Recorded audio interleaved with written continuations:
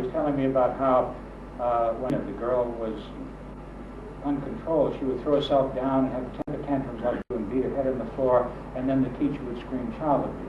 Or how the kid with the bad ears would fall and it would scream child abuse. And how many people have been coming out for years telling him beating their children up, and he's not doing it because he won't drink at home, he's not. And so I asked him a simple question. Now remember, the people back there are listening to this. I said, how do you convince them they have rocks in their head? I'm going to have to deal with that later. Now this is part of beginning to deal with the people in the back room. Obviously, they're not going to believe these people who are saying they're not beating their kids up. They know different from their perspective. One of the things they would want is some reassurance that there are other responsible adults around whose evidence, if you want to call it that, they can rely on. So I'm going to start talking about what other sources of help and input are there, so that it's just not a matter of whose word is right. This is beginning to deal with that question that you raised. Kind of light conversation, but actually that part of that is for the people watching this. They've described this lady as not being too bright. And she's talking now rather intelligently about how these soap operas, these dramas they have on television, are one like each other. They just have some different actors and they play the same script over and over again, which is a pretty bright, critical comment. They've got to see her as being a little different than that not too swift woman they described her as. I wonder, you say you're trying to make a swimming pool for the family, and you talk about topics that create friendliness and warmness. Yeah.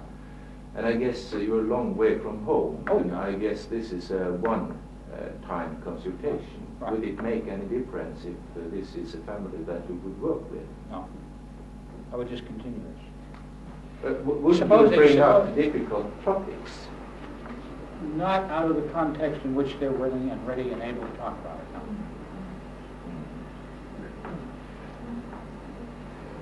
Just to start with, if supposing this was a family I was going to see in continuing therapy, if we stopped at this point, they would be very willing to come in next week and talk some more. But had I got into a confrontative situation about what's right or wrong, they would not, and probably would not show up. They'd just stop it. Excuse me. What had been said to the family? About coming? Yes. Well, very important question. I neglected that. Yeah. I asked the social worker, my friend that referred them to me, just tell them that I'm going to be in town, and that to this point in time, we don't seem to be able to understand how best to be of some assistance to them in their work, and that I have worked with a bunch of families like this. Maybe I would have some new ideas. Very general. If I were to be able to give a piece of advice to every therapist in the world, it would be very simple. It would be go slow. I think we get into more trouble trying to go too fast. Now let me also say this. If I really, and this again is a value now, this is not with reality, this is a value. If I was really concerned that these kids were getting seriously hurt or in danger, I would move in and do something. I would call the police. But that's not because it's going to do the kids any good. That's not because it's going to do the father any good or the mother any good. It's because it bothers me. It's my value. And I'm perfectly free to act on it if I need to. And I would not be so presumptuous as to take the position that what's good for me is good for the world. Which is a mistake I think we sometimes make in our field. Is that if a kid has a problem, you examine the kid and diagnose the kid and see what's wrong with the kid to understand the problem. We're trying to develop a more systemic view that if kids having a problem, we want to work with the whole context, which is the kid, the family, the school personnel, and the community in which the kid's living, and try to find out what's the problem system to work with for that particular problem. And dealing with some rather serious skill problems in this regard, I think, rather well. It's something we hope to be able to write up next year and present at a meeting in terms of the data we're gathering. But it's a way of trying to involve all of the elements of the problem system as we think would be needed in order for them to get together and talk about it. Sometimes we put the school people in the room with those kids and talk. with the family. Or sometimes we'll get 2 or 3 families and 2 or 3 of the school people work. So it's not just a simple passive thing. When I said co-create, we are actively creating with, but we're doing it in a way in which we can all survive. But it's not a passive process. In my experience, and this is just my experience, coming from this perspective, we meet less resistance from families, and families are much more willing to talk about these issues than more traditional work.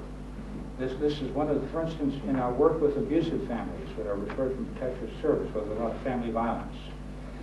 We are able to work with these families to stay in treatment to successful conclusion at a rate that far exceeds the other clinics in the community. And they do talk about this. People really do talk about what worries them. What they won't do is tell something that's worrisome to them to somebody they think is dangerous. And I think that's a big difference. Now she's beginning to talk about how her kid was hard to manage, a mean little kid, that he's getting into fights with these other kids and don't know how to handle it, and I'm trying to tell the school, let me know so I can do something. And she's worried about the kid getting into fights. So she's beginning to talk about issues that had we tried to talk about them earlier, she would have assumed I was blaming her, but now she can talk about it with me as a consultant with her rather than someone that's dumping on her.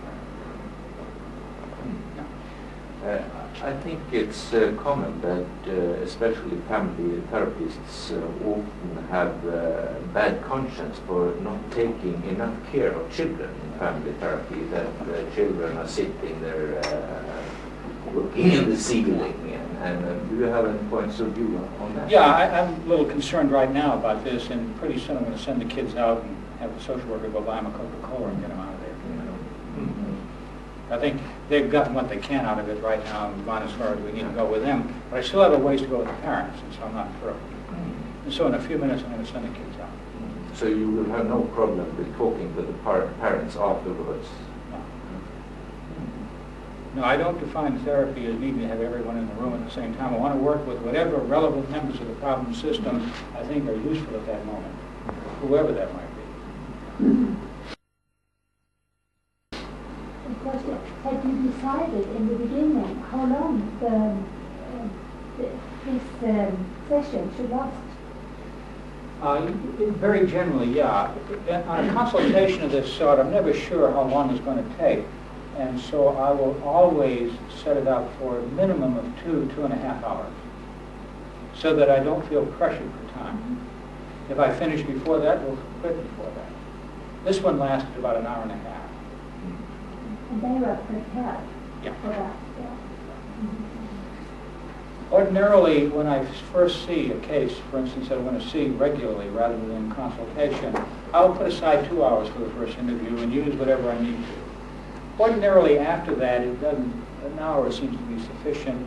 But again, I'll use only whatever I think is useful if we finish before the hour was through. I don't feel a slave to the clock. If I'm in the middle of something and an hour is not enough, I will tell people, look, we're not finished with what we're talking about, and I do have an appointment right now, so we need to stop. What's the soonest we can get together and pick this back up? And if possible, that very day if I can do it.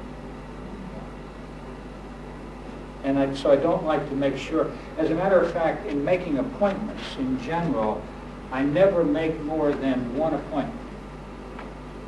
I never commit people to more than the next session. And I will try to make as much use of that session as I can. If at the end of that session we'll talk about the next session. But I never say we'll see each other regularly Mondays at 4 o'clock. I say I'll see you next Monday at 4, and then next Monday at 4 we'll talk about when we're going to meet again. And so I never make more than the next appointment, and that next appointment is going to be variable in terms of how much time. I never try to commit people to long-term work, independent of the nature of the problem. Always just the next appointment.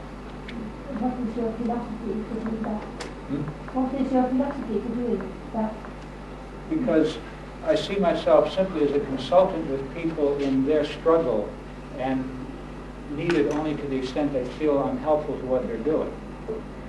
When I say we'll see each other Mondays at 4, then I'm talking about what I think I need to do to them. And I want I don't want to assume that position. I want to work with people, consult with people around what's a problem for them, rather than consult with them about what I have defined the problem to be. And so that decision is really theirs, not mine. But in this instance, they were prepared to spend, I think, 2.5 hours if needed. But they were told that it might be shorter. I really don't like to, on a consultation in a case as complicated as this, I really don't like to feel squeezed for time. And would rather just take my time in talking with them rather than rush it. Again, that go slow for me is an extremely important position. Do you take pauses? Pardon? Do you stop and have a pause? Break. Break. A pause, yeah, I might.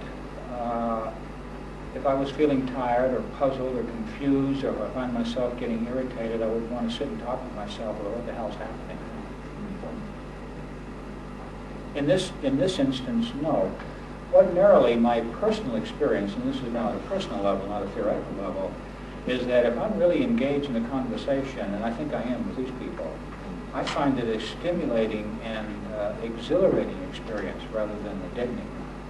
If I find myself feeling dead or exhausted, it's usually because I'm working too hard, and it's usually because I'm trying to push something at somebody rather than working with them.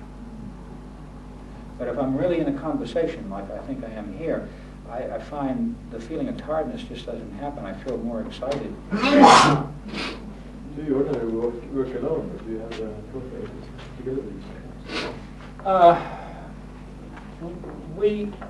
I don't usually work with co-therapists, although there's an exception to that. I sometimes work co-therapeutically with Harleen, although it's co-consultative. I don't like the concept of co-therapy. That concept bothers me a little bit. Why?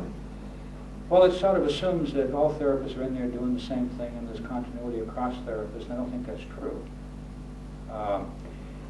And that somehow or another you've got to be supportive of each other. If I had two people, I'd rather have somebody watching that I can talk with rather than in the room with me. But also, in the therapy we're doing at the Institute, as I mentioned earlier, all the rooms are available for observation, and any one of our staff at any time can walk in and watch, and we don't know if they're doing it or not. And at that point, they can call in and consult if they want to, too. It's a very open system. Do families like that openness, say, to deal with another therapist or working? The only families that have ever objected to that have been families that have had a long history of other treatment, where the treatment has been more psychodynamic, and this is kind of a violation of that sort of confidentiality, but they usually get over it. And they're told that this can happen before they start, so that they understand. And most families are a little flattered.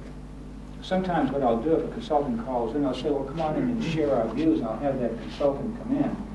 And I'll talk with them about what they might have observed and what they think is helpful, and I'll talk with the patient about what do you think about what Joe said, and then the consultant leaves and goes and watches again. So it's turned into an active participant affair very quickly. If you were the one that should work with this family, would the family be free to break the contact with you? What will happen to this family if they say this is the last time? This is the what? The last time. The last time. Yeah. I would wish them luck. You would wish them back? Luck. Good Yeah, luck. no, but I think for whom is this a problem? If this family was referred to me by Protective Services and they said, well, this is the last time I'm coming, and I'm saying, well, good luck in your endeavor, and I'm curious what you're going to do with Protective Services, because that's their problem, not mine. I wouldn't get that excited about it. Well, let's say that this family can break their contact with the social workers. And what happened to the family? Will the children be taken away from that? So Yeah, you're asking some questions which are difficult to answer. and I can only give you pieces of the general philosophy. As I said earlier, if this family said, to hell with you, we're not coming back, and I thought the kids were really in danger of being harmed, I would act on that. If that's what I felt, I would. It's hard for me to answer the question specifically because that has hardly ever happened to me, where families say go to hell. The only times it has happened is when families are being multiply managed and in a huge fight and you just can't get away with disengaging from it. But usually the people are in the fight where they're going to take over anyhow. But it just rarely happens. But if I thought the kids were in danger, I'd act on it. I don't know how to say it. But I would not take the responsibility for keeping them in treatment. If they felt that their job, from their perspective, was to fight social service, go to it. Good luck. I really don't care. I have absolutely no stake in the outcome. The only heavy responsibility I feel is to be competent in the room with them and with what I do. I don't feel that I have any requirement to mandate any outcome. If the family said they would quit. I'm sorry? If the family said they would quit the treatment, and you were really worried about the children, I'd call and take a service. Would you then tell the parents that you are going to do something about your worries? Yeah. Yeah, I would say, look, I think these kids are still a big problem and can get hurt, and I'm obligated to help protect the services, and I must do that. Yeah. Oh, I tell them, yeah. If a family was saying to me, let's not make it quite so extreme. If a family said to me, look, I don't think we're getting anywhere, I think we ought to quit, I would, if I was seeing somebody and it wasn't doing me any good, I'd quit too. Do you have any idea about what I'm missing?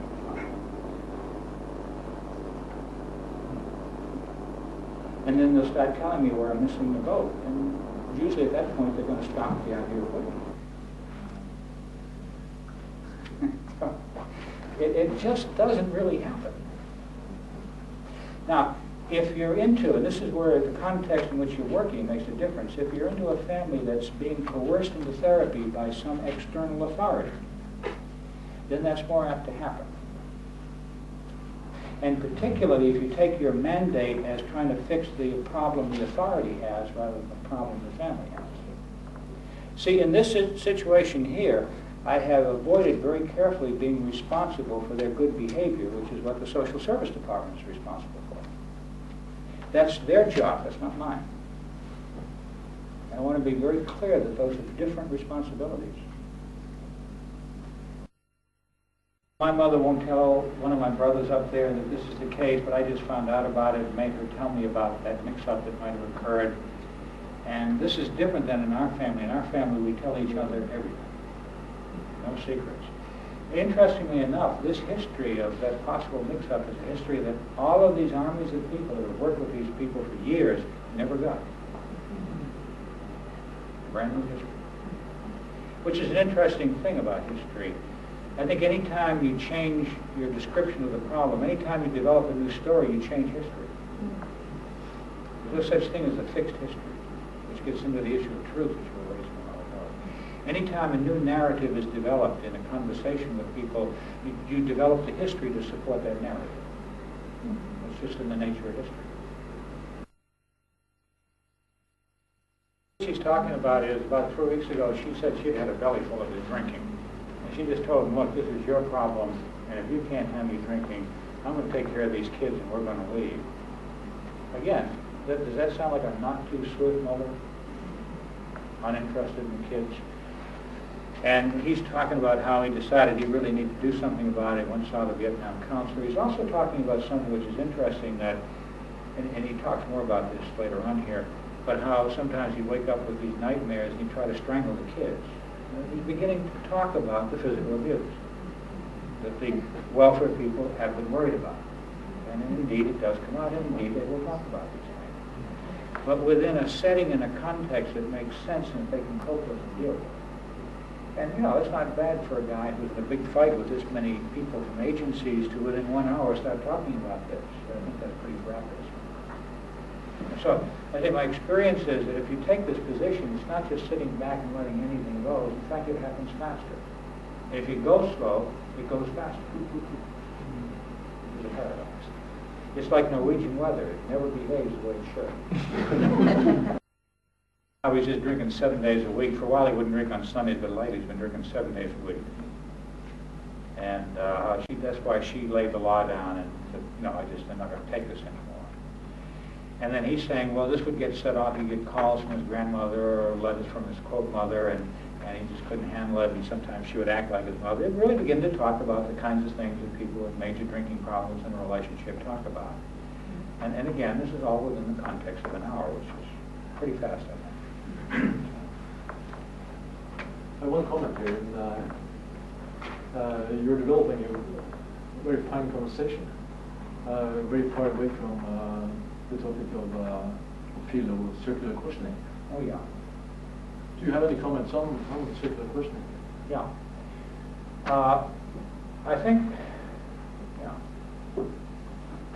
I think the whole thrust of the concept of circular questioning had to do with trying to develop information, maximum development of information. And I think from that perspective, I was very sympathetic to the notion. But I think what happened is, as it got put into practice and use, circular questioning got more and more to do with trying to relate, if you will, what was being talked about to a theme having to do with family theory and family structure. And that I feel very uncomfortable with. And so I just don't do circular questioning. But I think the information that develops is very circular, in the original sense of the word. I think circular questioning was a way, a potentially useful way of developing the maximum development of information flow, but I think in practice it got badly misused.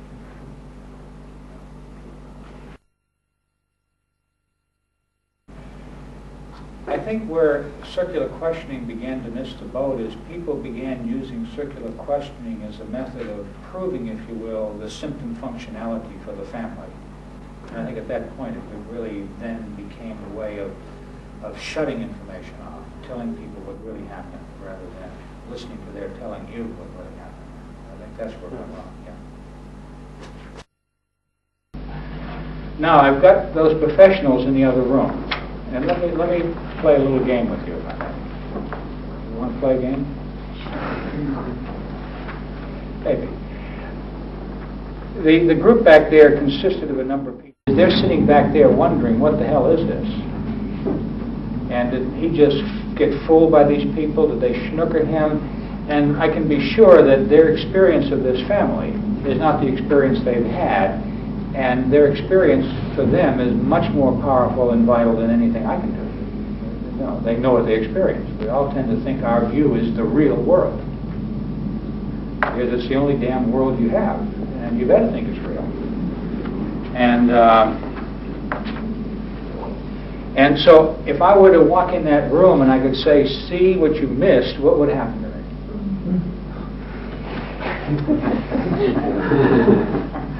They'd kill me, wouldn't they? And I do know that this family does have a lot of problems. And, there's a lot of problems here that need work and help. And that the only people who can do this, work with them, are the people that are sitting in that room. And somehow or another, I've got to do something that permits that to happen. So let me ask you, you can be any one of those people back there. You can be a rehab counselor, you can be a VA counselor, you can be a doctor, you can be a social worker, you can be a psychologist, anything you want. You're sitting back there having experienced this. And the family you know is this family here that was described to me. So what I did was I walked in the room and I just shook my head and I sat down. I was tired. And I said, I really don't know. And I just looked at them. What would you say back to me if you were those people in that room?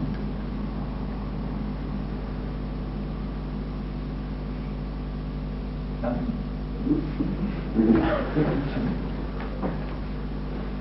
You really stay quiet. What do you mean you don't know? Oh, this is so complicated. There's been so much happening here.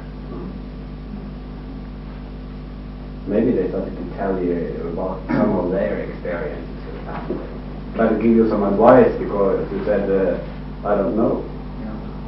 Otherwise, I think they would have said, and you didn't talk about the problem and you didn't take responsibility.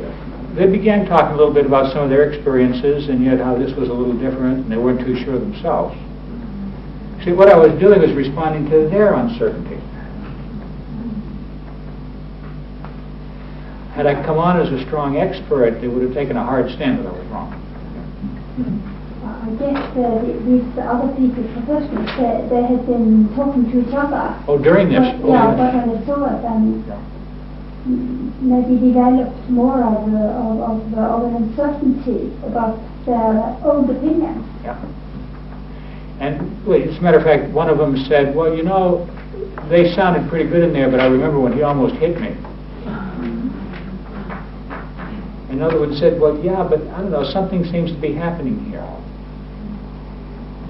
And we just kept talking about those experiences. Because again, I'm going to now go with their story. Because those are the people I'm talking about. And as we talked about their uncertainty, and we talked about things, the general theme began to develop, well, but maybe there are some things here that we can work with. Now, at that point in time, as far as I was concerned, we'd gone as far as we needed to go. Because I'd been presented a family that was hopeless, that you couldn't work with. And now they're talking about maybe there's something here you can work with. And not only do I believe in going slow, but I also believe in being very modest about your ambitions. I think as therapists, we sometimes get much too ambitious for the people we work with. And if somebody moves from the position of impossibility to maybe there's something we can do, as far as I'm concerned, that's a giant step. Quit right there. Don't go any further. And so I said, good luck. I wish you well in your work, and I left. And that's the advantage of being a consultant. You can do that.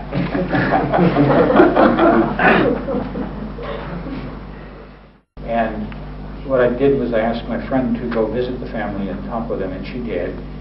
And she wrote a letter back, and she told me that the family was really amazingly different. She said, we have not had a complaint of child abuse from the school or from the neighborhood in the last year, in this entire year. So that they weren't getting these repeated phone calls from school people and from the neighborhood. And she said, and when I went out and talked with the family, I was really amazed. She said, you know, the father has not had a drink in 1 year. And that he's been working very closely with the alcohol counselors, and they seem quite comfortable with his not drinking. And he continues to go to AA and the rest of it. And she said, and also he's opened a business. She said his oldest son is his chief assistant and doing very well. And is running the business kind of as a partner with him. The wife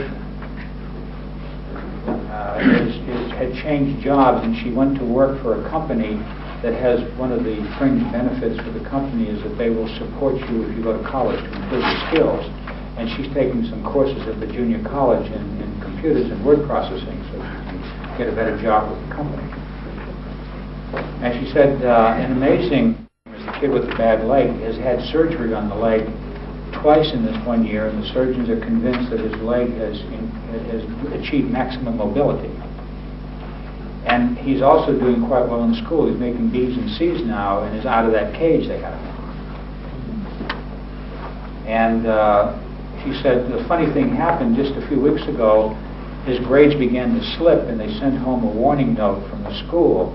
And she said the father went up to the school, and unlike what used to happen, she said he didn't get into a fight with the teachers.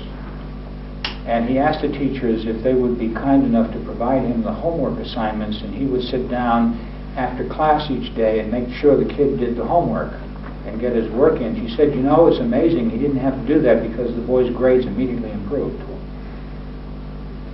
And then she said, and is beginning to read and write in the school she's going to, and has stopped eating garbage out of the garbage pails, and the teachers are very encouraged that maybe she will fully learn to read and write in the special ed class she's in. And that young man has had surgery on his ears, and the ear doctor has reported that his hearing has become only mild deafness in one ear and moderate in the other, and there is some hope with some additional surgery that the hearing in the second ear can be improved also. And that he is no longer flunking in his class. And she said the teachers amazingly moved him up to the front of the class where he can hear rather than the back of the class where he used to be. And then she said, and the mother and father remember the interview with you very well and wish you a Merry Christmas and are very pleased to be part of your teaching case. Now what happened there? I mean, I didn't do that. That's a lot of work. What happened was the people, the professionals, got out of the fight they were into with these folks. The struggle over how they were going to make them behave. And in getting out of that struggle of making them behave, they were able to do the job they'd been trained to do, that this family needed. So they did the work, but what happened as a result of this consultation is they could do the work that they couldn't do before. The intervention was into the problem system, which was the whole system, not just the family, but the whole system that was part of the problem. And the treatment was that the whole system changed their mind, and in changing their mind, they could work with each other. And working with each other could make this kind of progress, which I thought was rather significant. I don't think, had I seen just the family and had not had the people watch back here, that this would have happened. It required the capacity to be part of the communicative process with all the members of the problem system, not just part of it. And I think sometimes in our therapy, what we do is we get hooked into thinking of problems as just being in a person or just being in a family. And in doing that, ignore the rest of the problem system. And because of that, we find that we can't do our work, we end up with stuck chronic cases like this one.